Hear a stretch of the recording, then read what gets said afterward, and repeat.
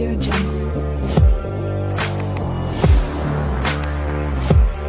नमस्कार, विदर्भ लाथा news channel 24 मध्ये आपले स्वागत आहे।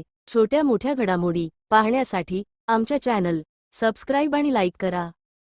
माहूरगडाने नेसला हिरवा शालू, पाऊस येते तेव्हा त्याच्यासोबत ताजेपणाही सांडतो। पावसाळ्यात बरसणाऱ्या जलधारांनी माहूर तालुक्यातील 3.5 शक्तिपीठापैकी एक पूर्ण पीठ असलेल्या श्री रेणुकादेवी मंदिर परिसरातील जंगल शिवार तृप्त होऊन जोमाने बहरलेल्या जंगल शिवाराने हिरवा शालू परिधान केला असल्याचे चित्र निर्माण झाले आहे।